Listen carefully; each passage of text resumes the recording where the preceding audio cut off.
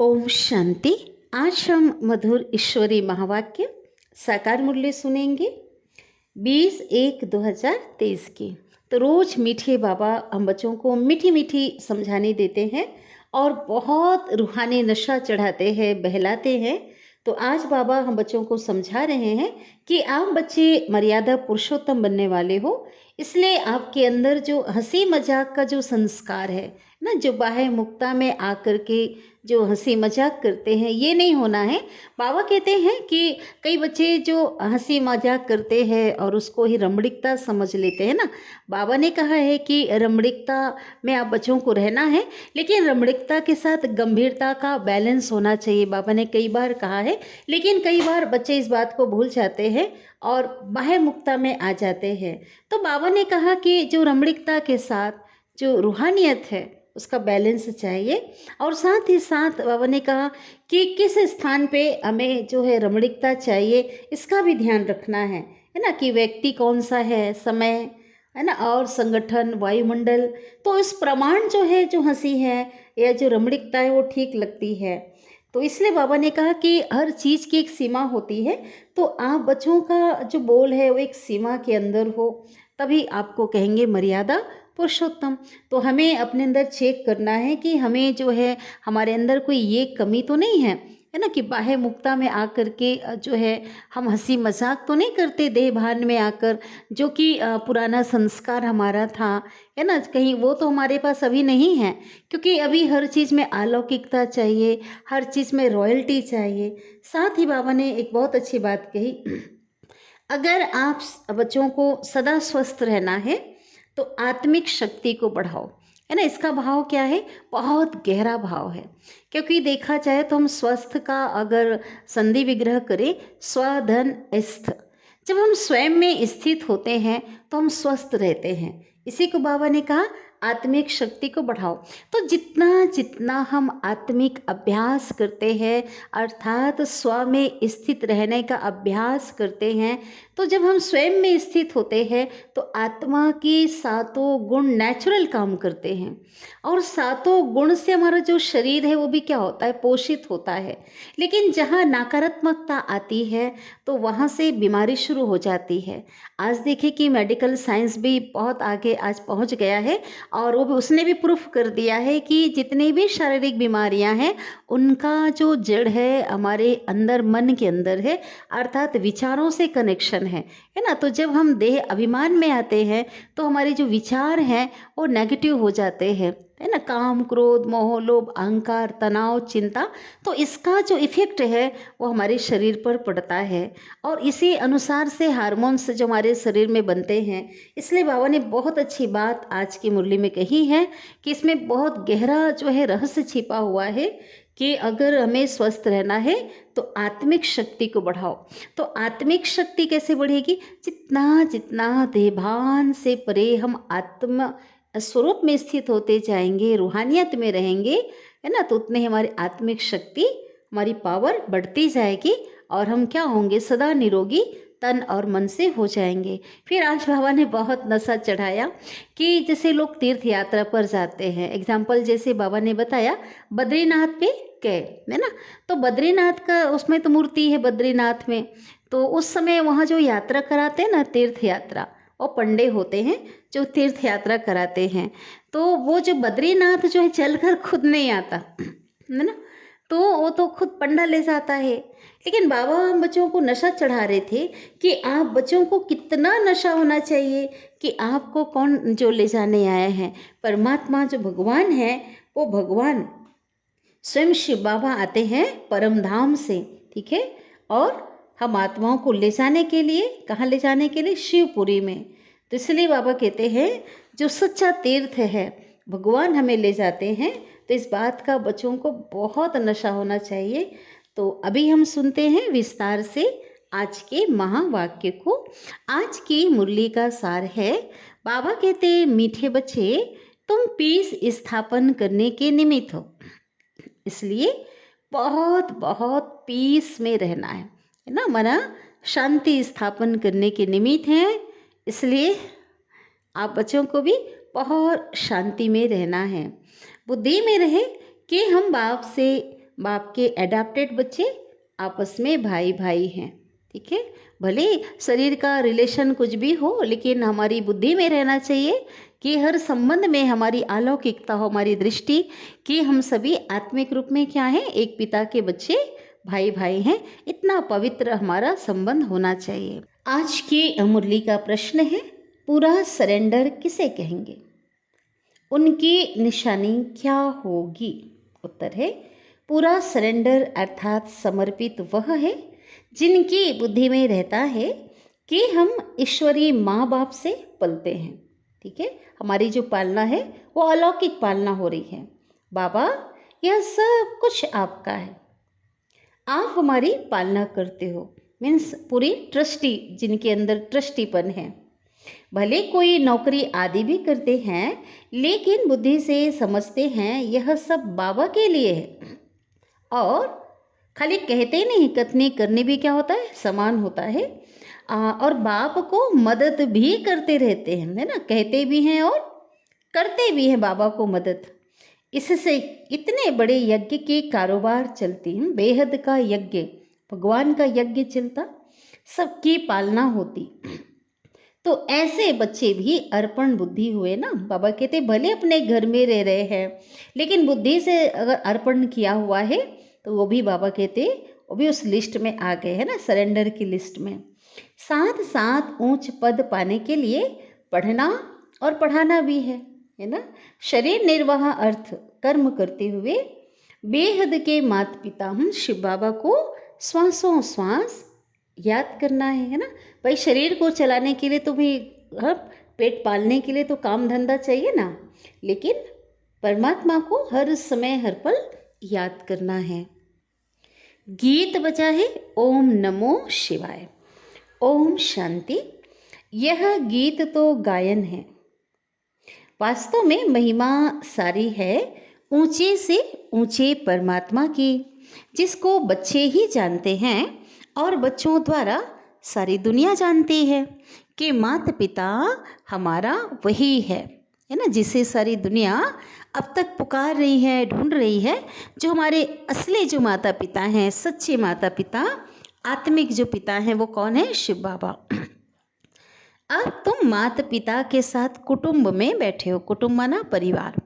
श्री कृष्ण को तो माता पिता कह नहीं सकते, है ना, क्योंकि कृष्ण तो बच्चा है, वो किसी का भी माता पिता नहीं है ना। भले उनके साथ राधे भी हैं तो भी उनको माता पिता नहीं कहेंगे, क्योंकि वह तो प्रिंस प्रिंसेस है। तो शास्त्रों में यह भूल है। अब यह बेहद का बाप तुमको सभी शास्त्रों का सार बताते हैं। भल इस समय सिर्फ तुम बच्चे ही सम्मुख बैठे हो, है ना। जिस समय बाबा मुरली सुना रहे थे तो गिनती के थोड़े से बच्चे बाबा के सामने बैठे थे। तो बाबा कहते कोई बच्चे भल दूर हैं, परंतु वह भी सुन रहे हैं। तो आज हम देखते हैं ना कि आज तो हम खुद प्रैक्टिकल में हम सभी के लिए बाबा ने सुनाया हुआ था। आज लाखों बाबा के बच्चे उस मुरली को सुन रहे हैं। वे जानते हैं कि माता पिता हमको सृष्टि के आदि मध्य अंत का राज समझा रहे हैं, है ना। जो बच्चे दूर हैं राज समझा रहे हैं और सदा सुखी बनाने का रास्ता व युक्ति बता रहे हैं। यह हूबहू जैसा कि घर है ना, बहुत सुंदर भगवान का घर, ये अलौकिक घर है। थोड़े बच्चे यहाँ हैं, बहुत तो बाहर हैं ना। मधुबन बेहद के घर में थोड़े से बच्चे हैं, बाकी बाहर हैं। यह है ब्रह्मा मुख वंशावली, नई रचना, और वह हो गई पुरानी रचना। बच्चे जानते हैं कि बाबा हमको सदा सुखी बनाने के लिए आए हैं। लौकिक माँ बाप भी बच्चे को बड़ा करके स्कूल में ले जाते हैं, तो यह बेहद का बाप भी हमको पढ़ा भी रहे हैं और साथ ही साथ हम बच्चों की पालना भी कर रहे हैं। तुम बच्चों को अब एक के बिगर दूसरा कोई रहा ही नहीं है। इसलिए हम बच्चे फलक से क्या कहते, मेरा तो एक शिव बाबा, दूसरा ना कोई। माँ बाप भी समझते हैं यह हमारे बच्चे हैं। लौकिक कुटुंब होगा तो 10-15 बच्चे होंगे, है ना, बहुत बड़ा परिवार होता है ना लौकिक में। 2-3 शादी की होगी। यहाँ तो यह सब बाबा के बच्चे बैठे हैं। जितने भी बच्चे पैदा करने हैं सो अभी ही ब्रह्मा मुख कमल के द्वारा करने हैं। शिव बाबा कहते मुझे जितने बच्चे पैदा करने हैं अलौकिक बच्चे, तो कब करना है? इसी संगम युग पर करना है। पीछे तो बच्चे पैदा करने ही नहीं हैं, क्योंकि सभी को वापिस आना है। एक संगम युग का समय है जब शिव बाबा बच्चों को क्या करते? एडाप्ट करते हैं। यह एक ही एडाप्टेड माता निमित्त है। कौन? प्रजापिता ब्रह्मा। यह बड़ी वंडरफुल बात है। यह तो जरूर है, गरीब का बच्चा समझेगा कि हमारा बाप गरीब है ना, लौकिक दुनिया की बात है। और अमीर का, साहूकार का बच्चा क्या समझेगा? हमारा बाप तो साहूकार है। तो वह तो अनेक माँ बाप हैं दुनिया में ऐसे। यह तो सारे जगत, बाबा कहते, का एक ही माता पिता है। तुम सभी जानते हो हम उनके मुख से एडाप्ट हुए हैं। किनके मुख से? ब्रह्मा के थ्रू शिव बाबा ने हमें अपना बनाया है। यह हमारा पारलौकिक माता पिता है। यह आते ही हैं पुरानी सृष्टि में। कौन? शिव बाबा। जब मनुष्य बहुत बहुत दुखी होते हैं, बच्चे जानते हैं कि हमने इस पारलौकिक माता पिता की गोद ली है ना। हम सभी जानते हैं हम सब आपस में भाई बहन हैं, है ना। साकारी दृष्टि से देखा जाए प्रजापिता ब्रह्मा के बच्चे हम सब कौन हैं? भाई बहन हैं। दूसरा कोई हमारा संबंध नहीं है। तो भाई बहन को आपस में बहुत मीठा, बाबा कहते रॉयल और पीसफुल, एकदम बिल्कुल शांत चित्त, नॉलेजफुल, ब्लेसफुल बनना चाहिए। जबकि तुम पीस स्थापन कर रहे हो तो तुमको तो बहुत पीस में रहना है ना। शांति स्थापन करने के आप बच्चे निमित्त हो तो आप बच्चे को बहुत शांत स्वरूप में स्थिति में रहना चाहिए। शांत चित्त आपकी अवस्था बाबा कहते होनी चाहिए। बच्चों को यह तो बुद्धि में होना चाहिए कि हम पारलौकिक माता पिता के एडॉप्टेड बच्चे हैं। परम धाम से बाप आए हैं ना। शिव बाबा कितने दूर से आए हैं। वह है डाडा। कौन डाडा? शिव बाबा। बाबा कहते यह है दादा। कौन? जो है जो ब्रह्मा बाबा है वो बड़ा भाई है और शिव बाबा है दादा। तो जो पूरा सरेंडर है वो समझेंगे हम तो ईश्वरी माँ बाप से पलते हैं, भले अपने घर में हैं, लेकिन क्योंकि सब कुछ बाबा को, भगवान को समर्पण किया हुआ है और बाबा ने फिर से बच्चों को दिया हुआ है कि बच्चे ठीक है आपने मुझे दिया और मैं आप बच्चों को पुनः दे रहा हूँ, लेकिन अब अपना समझ कर यूज़ नहीं करना, क्योंकि अब तो ये अमानत हो गई ना, आप ट्रस्टी हो। तो इस प्रकार से बच्चे क्या समझते हैं, जो ट्रस्टी बन जाते हैं कि बाबा की पालना में हम पल रहे हैं, जो कुछ भी है बाबा का है। तो जो बच्चे अर्पण होते हैं उनसे सभी की पालना हो जाती है। भले कोई नौकरी करते हैं तो भी समझते हैं यह सब कुछ बाबा के लिए है और करते भी हैं यज्ञ की सेवा, तो बाप को भी मदद करते रहते हैं। नहीं तो यज्ञ की कारोबार कैसे चले? इतना बड़ा बेहद का यज्ञ ऐसे ही तो चलता है ना।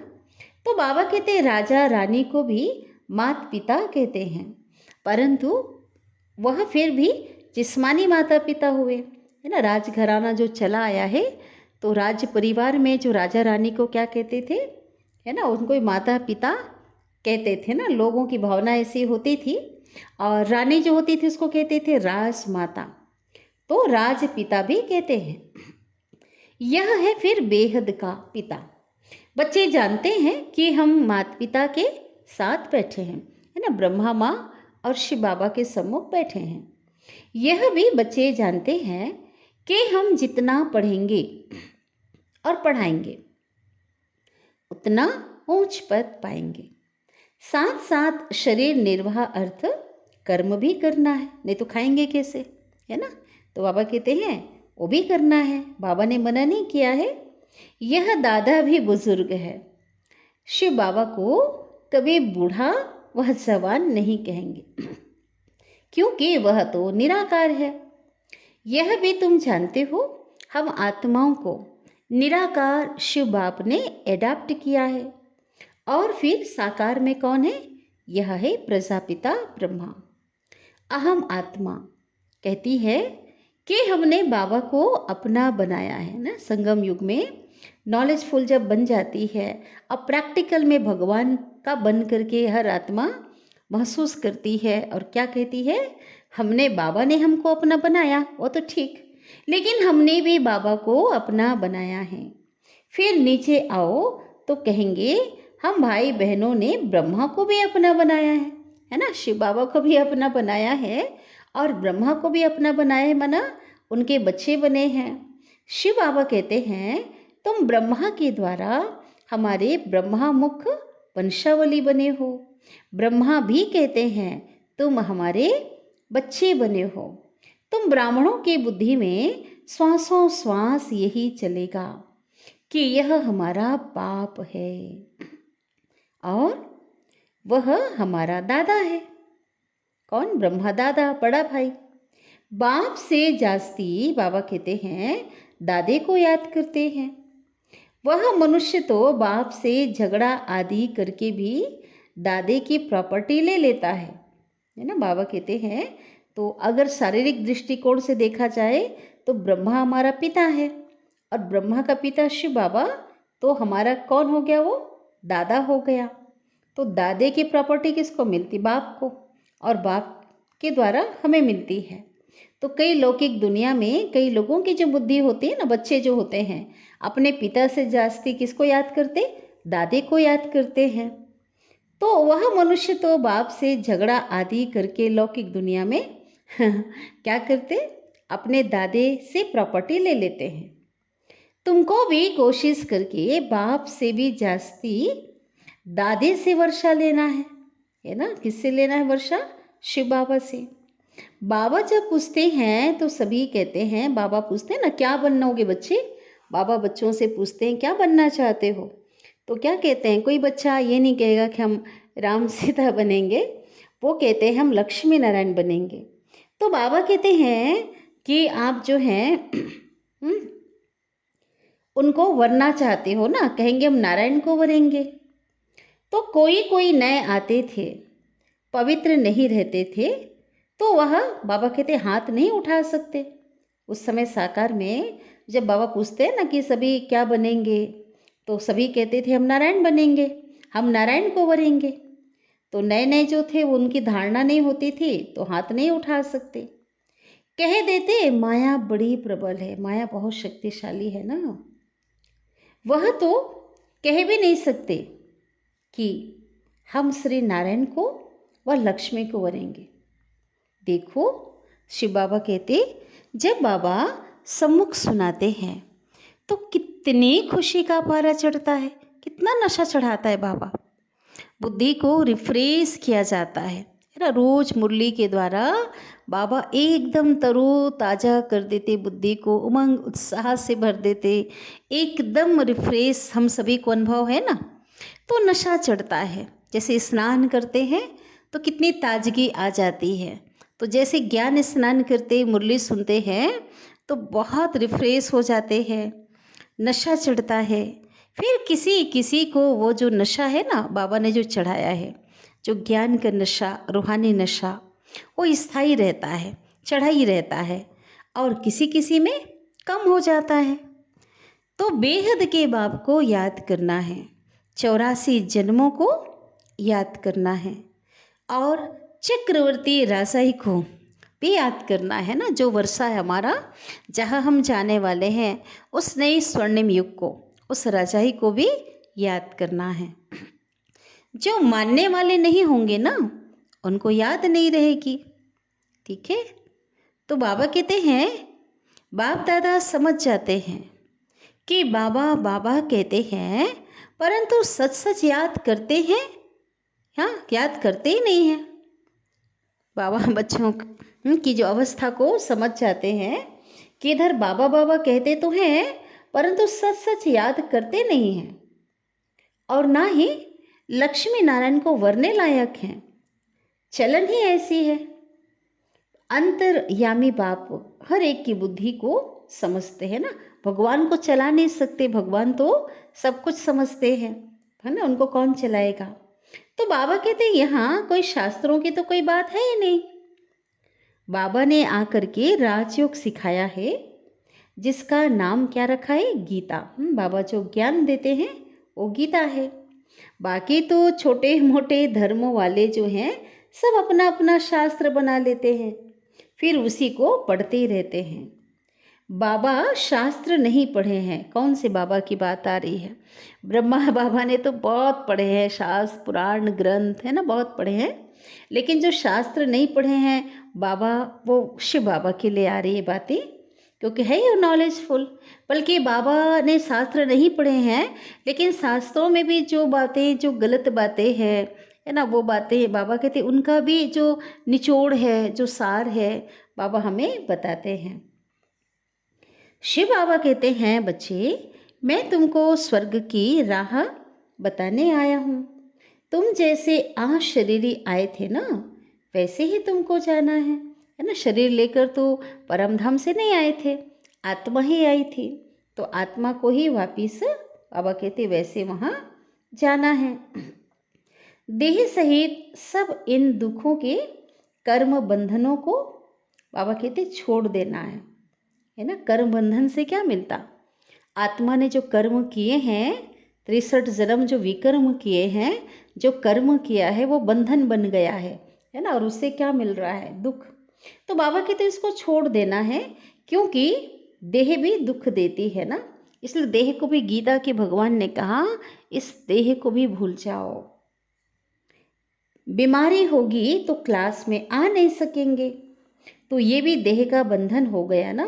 ये भी बहुत बाबा ने इसको क्लियर किया। देह का बंधन अर्थात पे अगर बीमारी किस लिए आ रही है, क्योंकि हिसाब किताब है, कार्मिक अकाउंट है, कर्म बंधन है, तो वो क्लास में नहीं आ सकेंगे। तो इसमें बुद्धि बड़ी सालिम चाहिए, बहुत ही स्वच्छ चाहिए, दिव्य चाहिए। पहले तो यह निश्चय चाहिए कि बरोबर बाबा स्वर्ग रचता है ना, स्वर्ग का रचयिता है और स्वर्ग का निर्माण करते हैं। अभी तो नर्क है। जब कोई मरता है तो क्या कहते हैं, कहते हैं स्वर्ग गया। तो बाबा कहते तो प्रूफ किस चीज का हो रहा है, जरूर वो पहले नर्क में था। एकदम क्लियर है, बात स्पष्ट है। परंतु यह तुम अभी समझते हो क्योंकि तुम्हारी बुद्धि में स्वर्ग है। बाबा रोज नए नए तरीके से समझाते हैं तो तुम्हारी बुद्धि में अच्छी रीति बैठे। हमारा बेहद का माता पिता है ना, कौन, शिव बाबा। तो पहले बुद्धि एकदम ऊपर चली जाएगी, क्योंकि परमात्मा कहाँ रहते, ऊपर में रहते हैं, है ना। भगवान ईश्वर को जब लोग याद करते हैं तो बुद्धि ऊपर चले जाती है। तो हम भी बाबा को याद करते हैं तो बेहद के जो पिता हैं, तो बुद्धि कहाँ चली जाएगी, एकदम ऊपर परम धाम। फिर कहेंगे इस समय तो बाबा आबू में है। जिस समय बाबा आते हैं मधुबन में मुरली सुनाते हैं, उस समय कहाँ है बाबा, मधुबन में है। तो बाबा कहते हैं जैसे यात्रा पर जाते हैं ना, बद्रीनाथ का मंदिर ऊपर पहाड़ों के ऊपर है ना, बहुत ऊंचाइयों में ऊपर होता है। तो जो पंडे होते हैं वो सबको ले जाते यात्री को और यात्रा कराते हैं ना, तीर्थ यात्रा, दर्शन कराते हैं।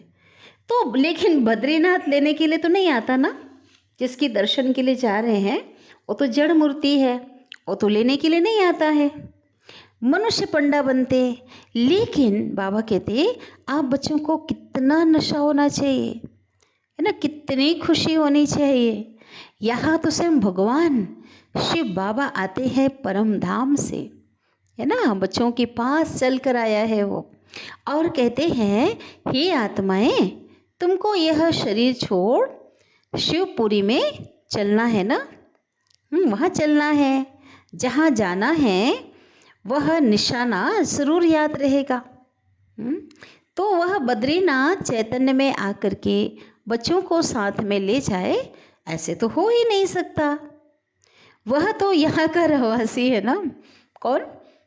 किसको बोले बाबा? बद्रीनाथ कहाँ से होकर गए हैं? यहीं के रहवासी हैं। तो बाबा कहते हैं, परमपिता परमात्मा कहते हैं, मैं तो परम धाम का रहवासी हूँ और तुमको लेने के लिए अभी आया हूँ। है ना, बाबा का आना माना सबको मैसेज मिल जाना कि अब घर चलने का टाइम हो चुका है, अब सबको घर जाना है।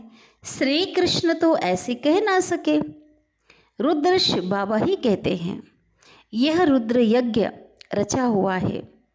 गीता में भी रुद्र की बात लिखी हुई है, लेकिन लोगों ने उसको मटेरियल यज्ञ दिखाया है ना।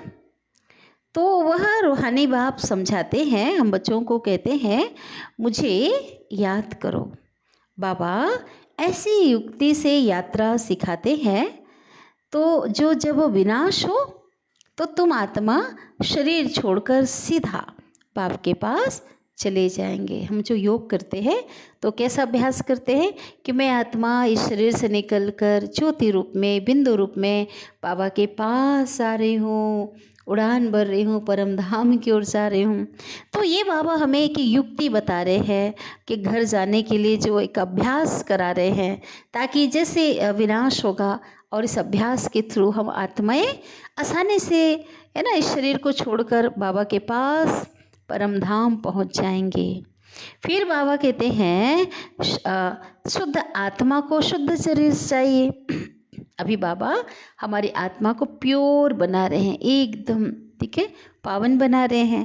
जब आत्मा पावन बन जाएगी तो उसके लिए शरीर भी कैसा चाहिए? प्योर शरीर चाहिए, शुद्ध शरीर चाहिए। तो बाबा कहते हो कब होगा? अभी तो हो नहीं सकता। वो तब होगा जब सृष्टि ही नहीं होगी, है ना, जो प्रकृति सतो प्रधान होगी। और सतो प्रधान प्रकृति में जो शरीर भी कैसा मिलेगा? सतो प्रधान। अभी तो सभी आत्माएं मच्छरों के सदृश वापिस जाएंगी बाबा के साथ। कहाँ? परमधाम घर। इसलिए उनको खिवैया भी कहा जाता है। इस विषय सागर से उस पार ले जाते हैं। श्री कृष्ण को खिवैया नहीं कह सकते, बाबा ही, है ना, खिवैया है, जो इस दुख के संसार से सुख के संसार में ले जाते, इस विषय सागर से उस पार से सागर में ले जाते हैं। यही भारत विष्णुपुरी लक्ष्मी नारायण का राज्य था। अब रावणपुरी है। रावण का चित्र भी दिखाना चाहिए ना। चित्रों से बहुत काम लेना है। जैसे हमारी आत्मा है, वैसे बाबा की आत्मा है। क्यों बाबा ने कहा चित्रों से काम लेना है? क्योंकि चित्र के द्वारा जो मनुष्य है वो बहुत सहज रीति से समझ जाते हैं, है ना, बहुत।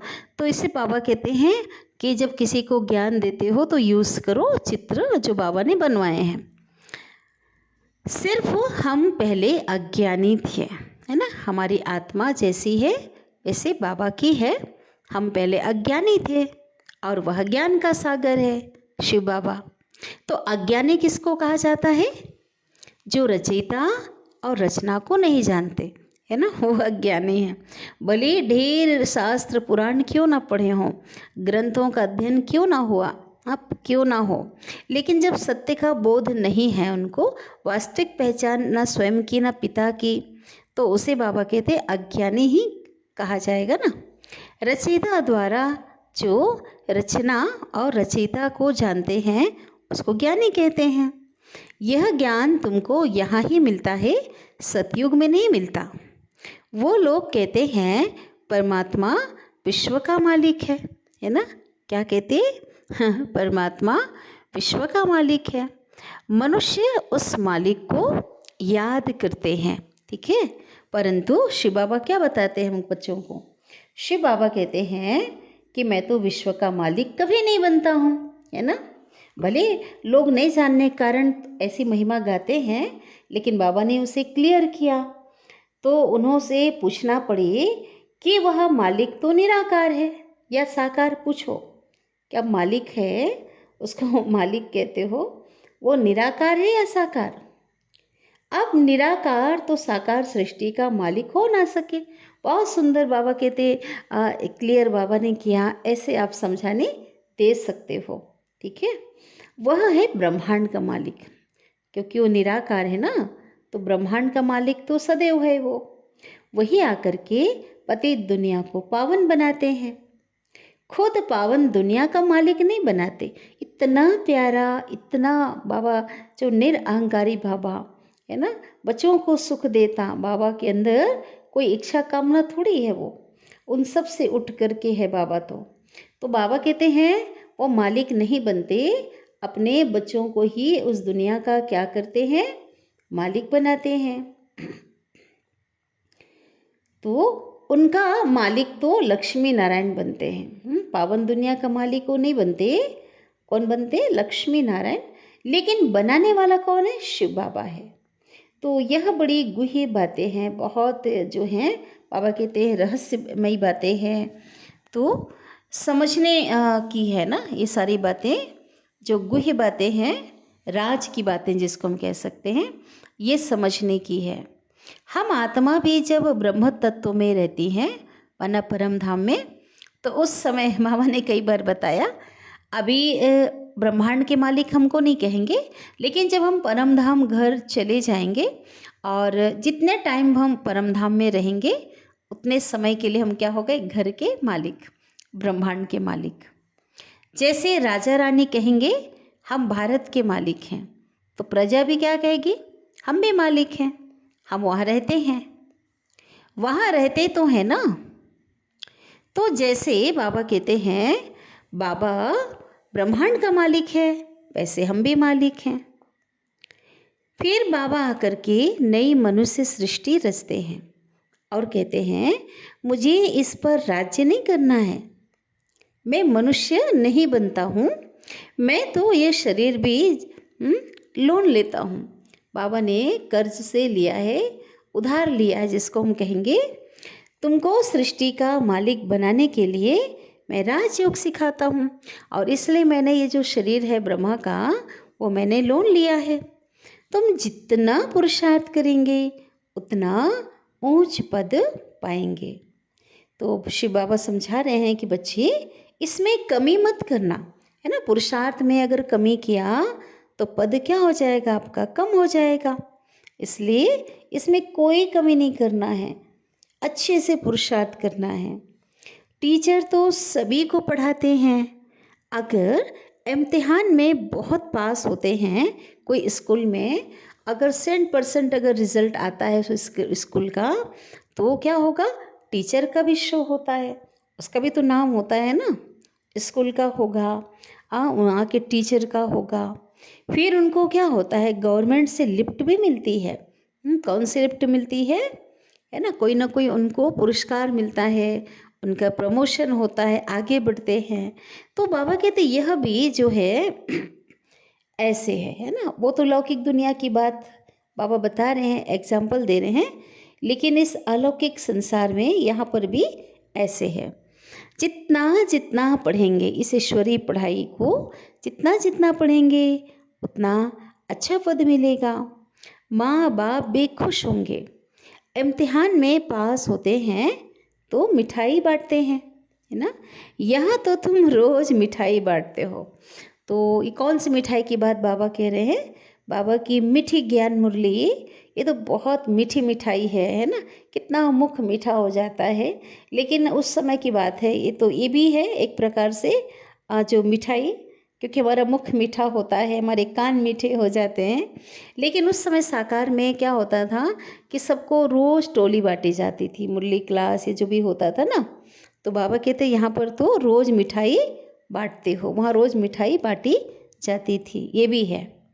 फिर जब इम्तिहान में पास हो जाते हैं तो सोने की फूलों की वर्षा होती है ना। ये सबके लिए नहीं बता रहे हैं, बाबा एग्जाम्पल दे रहे हैं कि किसके ऊपर सोने की फूलों की वर्षा हुई। और सोने की फूलों की वर्षा अगर बच्चों के ऊपर होती है, उसका भाव क्या है ये बाबा बताते हैं। तुम्हारे ऊपर कोई आकाश से फूलों नहीं गिरेंगे, परंतु तुम एकदम सोने के महलों के मालिक बन जाएंगे। तो ये है सोने की फूलों की वर्षा। ठीक है, बाबा ने ये क्लियर किया। यह तो कोई की महिमा करने के लिए एकदम सोने के फूल बना के उन पे डालते हैं, है ना, ये बात अलग है। बाबा ने कहा कि तुम पे सोने की फूलों की वर्षा होती है, अर्थात संपन्नता आप बच्चों के अंदर आ जाती है, संपन्न दुनिया के मालिक बनते हो।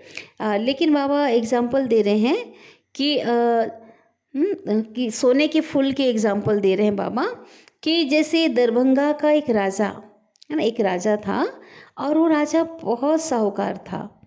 उनका बच्चा विलायत गया, ठीक है, विदेश गया, राजा का जो बच्चा है, तो पार्टी दी, बहुत पैसा खर्चा किया, है ना। उसका बच्चा विदेश जाने वाला था, गया तो राजा ने क्या दिया, पार्टी दिया, बहुत खर्चा किया और उसने सोने के फूल बनाकर वर्षा की थी। उस पर बहुत खर्चा हो गया था। सोचिए, सोने का फूल बनाकर वर्षा करना तो बहुत खर्चा हो गया और नाम बहुत हुआ था। राजा का नाम बहुत हुआ था। कैसे नाम हुआ था, क्या कहते थे, देखो, कहते थे, देखो भारतवासी कैसे पैसे उड़ाते हैं, ऐसा नाम हुआ। कैसे व्यर्थ करते हैं पैसे को। तुम तो खुद ही, बाबा कहते हैं, चलो अपने बच्चे के ऊपर जिन्होंने सोने की फूलों की वर्षा, राजा ने जो वर्षा किया, लेकिन शिव बाबा कहते तुम तो खुद ही सोने के महलों में जाकर बैठेंगे। तो तुमको कितना नशा चढ़ा रहना चाहिए, कितना नशा होना चाहिए, रूहानी नशा। तो शिव बाबा कहते हैं सिर्फ मेरे को और चक्र को याद करो तो तुम्हारा बेड़ा पार हो जाएगा। कितना सहज है। तुम बच्चे हो चैतन्य परवाने और शिव बाबा है चैतन्य क्षमा, है ना। कल की मुरली में बाबा क्या कह रहे थे कि कईयों ने क्या समझ लिया, क्षमा का मतलब समझ लिया कि क्या समझा, बत्ती। तो ऐसा नहीं है। क्षमा माना चैतन्य क्षमा, चैतन्य ज्योति सूक्ष्म। तुम कहते हो अभी हमारा राज्य स्थापन होना है। अब सच्चा बाबा आया हुआ है भक्ति का फल देने के लिए। बाबा ने खुद बतलाया है कि मैं कैसे आकर के नए ब्राह्मणों की सृष्टि रचता हूँ। मुझे जरूर आना पड़े। तुम बच्चे जानते हो हम ब्रह्मा कुमार और कुमारियाँ हैं। शिव बाबा के क्या हैं, पोत्रे। यह फैमिली है वंडरफुल। कैसे देवी देवता धर्म का कलम लग रहा, सैपलिंग लग रहा है, झाड़ में क्लियर है। नीचे तुम बैठे हो कल्प वृक्ष में मम्मा पापा के साथ, हम बच्चे भी बैठे हैं। तुम बच्चे कितने सौभाग्यशाली हो। मोस्ट वेलब्ड बाबा बैठ करके समझाते हैं कि मैं आया हूँ तुम बच्चों को रावण की जंजीरों से क्या करने, छुड़ाने के लिए। रावण ने तुमको रोगी बना दिया है। अब बाबा कहते हैं मुझे याद करो, अर्थात शिव बाबा को याद करो, इससे तुम्हारी ज्योति जग जाएगी, जगेगी। फिर क्या होगा, फिर तुम उड़ने लायक बन जाएंगे।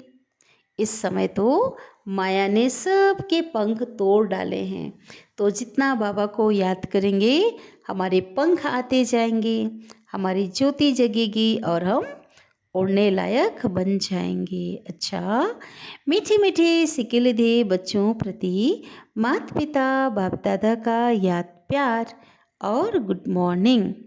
रूहानी बाप की रूहानी बच्चों को नमस्ते और हम रूहानी बच्चों की रूहानी माता पिता बाप दादा को याद प्यार, गुड मॉर्निंग और नमस्ते। शुक्रिया बाबा, शुक्रिया आपका दिल से पद्मा पदम गुना शुक्रिया। धारणा के लिए मुख्य सार, बुद्धि को सालिम अर्थात स्वच्छ बनाने के लिए देह में रहते हुए देह के बंधन से न्यारा रहना है, अर्थात अपने को आत्मा समझना है। अशरीरी बनने का अभ्यास करना है। बीमारी आदि के समय भी बाप की याद में ही रहना है। दूसरी पॉइंट है, पारलौकिक माता पिता के बच्चे बने हैं, इसलिए बहुत बहुत मीठा, रॉयल, पीसफुल, नॉलेजफुल और ब्लिसफुल रहना है। पीस में रह पीस स्थापन करनी है। हम बच्चों को शांति स्वधर्म में स्थित होकर के, है ना, शांति की स्थापना में मददगार बनना है। अब सदगुरु बाबा हम बच्चों को वरदान दे रहे हैं। बहुत प्यारा वरदान और बहुत धारणा युक्त वरदान है ये। रूहानियत के साथ रमणीकता में आने वाले, है ना, रूहानियत के साथ रमणीकता में आने वाले मर्यादा पुरुषोत्तम भव। विस्तार है, कई बच्चे हंसी मजाक बहुत करते हैं। बाबा तो सब देखता है ना, ऊपर से बाबा सब देखता है। ब्रह्मा के तन में आकर के बच्चों का, है ना, सब कुछ देखता है, बच्चे क्या कर रहे हैं। तो बाबा कहते कई बच्चे बहुत हंसी मजाक करते हैं और उसे ही रमणीकता समझते हैं, है ना। तो ऐसे रमणीकता का गुण, बाबा कहते वैसे जो रमणीकता का जो गुण है ना, वो अच्छा माना जाता है। लेकिन बाबा कहते हैं कई बार बच्चे बाह्य मुक्ता में आ जाते हैं और उसको ही रमणीकता समझ लेते हैं, लेकिन ऐसी बाबा कहते हैं ऐसा तो है ही नहीं। और जो रमणीकता भी होनी चाहिए, जो हल्की हंसी जिसमें विकारों की बदबू ना हो, रॉयल्टी हो, सभ्यता हो, तो वो भी क्या है, बाबा कहते व्यक्ति, समय, संगठन, स्थान, वायुमंडल के प्रमाण जो रमणीकता अच्छी लगती, हर जगह हंसी अच्छी नहीं लगती है, उसका भी स्थान होता है, उसका भी समय होता है। तो ये बाबा ने कहा कि विशेष आप बच्चों को ध्यान देना है। यदि इन सब बातों में से एक बात भी ठीक नहीं है ना, तो रमणीकता भी व्यर्थ की लाइन में गिनी जाएगी और सर्टिफिकेट मिलेगा कि हंसाते बहुत अच्छा है लेकिन बोलते बहुत है। ठीक है, ये जो है सर्टिफिकेट मिलेगा कि बहुत बोलते हैं, और बहुत बोलने वालों से लोग ऐसे भी किनारा करना चाहते हैं ना। इसलिए हंसी मजाक अच्छा वह है जिसमें रूहानियत हो, आत्मिक भावना हो और उस आत्मा का फायदा हो। जो हंसी मजाक हम कर रहे हैं उस आत्मा का क्या हो, फायदा हो। सीमा के अंदर बोल हो, तब कहेंगे मर्यादा पुरुषोत्तम। अब है आज की मुरली का स्लोगन, सदा स्वस्थ रहना है तो आत्मिक शक्ति को बढ़ाओ। तो एक छोटा सा स्लोगन है, लेकिन बहुत गहराई इसके अंदर है। जो सार में हमने जो मुरली के सार में स्पष्ट किया कि बहुत बड़ा कनेक्शन जो हेल्थ का हमारे मन से है ना, अर्थात आत्मा से कनेक्शन है। तो स्वस्थ, है ना, स्वस्थ शब्द को हम संधि विग्रह करते हैं तो स्वधन स्थ। तो जितना हम आत्मिक स्वरूप में रहेंगे, आत्मिक स्थिति में स्थित रहेंगे, तो उतना ही जो है हम स्वस्थ होते जाएंगे। क्योंकि आत्म स्वरूप में जब हम स्थित होते हैं तो मन ऑटोमेटिकली, मन क्या हो जाता, शांत हो जाता है ना। मन पवित्र होने लगता है, खुशी आनंद की शक्ति की अनुभूति हम करने लगते हैं, है ना। तो क्या होता है कि ये जो 7 गुण हैं, ये 7 गुण शरीर के जो अंग है ना, उनको क्या करते हैं, वो उससे पोषित होते हैं। तो इस प्रकार से जो है, जितना हम अपने अंदर शांत स्वरूप में रहेंगे तो उतना ही बाबा कहते हैं जितना हमारे अंदर सकारात्मकता होगी वैसे ही हमारे अंदर, हमारे जो शरीर के अंदर हार्मोन्स का निर्माण होता है ना। लेकिन हम आत्मा जब समझेंगे तभी हमारे अंदर जो है वो दिव्य गुण काम करेंगे ना। लेकिन जब हम देहभान में आते हैं तो हमारे अंदर नकारात्मकता आ जाती है, विकृति उत्पन्न हो जाती है, और उससे जो हमारी सोच जो चलती है उससे प्रभावित होकर के जो हमारे विचार हैं उसमें से पॉइजन जैसा जो हार्मोन्स है, रस है ना, उसकी क्वालिटी बदल जाती है। तो इससे क्या होती है, इससे बीमारी बढ़ती है। तो तन और मन दोनों बीमार हो जाते हैं नेगेटिविटी से। इसलिए बहुत गहराई है, आत्मिक शक्ति को बढ़ाना है। कैसे बढ़ाना है? आत्मा के अंदर आज पावर खत्म हो गई है। जितना बाबा को हम याद करेंगे वो आत्मा के अंदर शक्ति आएगी, और जितना आज शरीरीपन का अभ्यास करेंगे, अपने स्वधर्म में टिक कर रहेंगे, उतना ही हमारी आत्मा के अंदर जो पावर है, जो शक्ति है, जो वर्तमान समय खत्म हो गई है, वो शक्ति बढ़ेगी। इसलिए सदा बाबा क्यों कहता है, इसमें पीछे भी बहुत बड़ा राज है ना। हमेशा बाबा कहते हैं अपने को आत्मा समझो, आत्मा समझकर हर कार्य करो, है ना। 24 घंटे आत्मस्मृति में रहो, क्योंकि बाबा हम बच्चों को सदा स्वस्थ बनाना चाहते हैं, है ना। अच्छा, ओम शांति।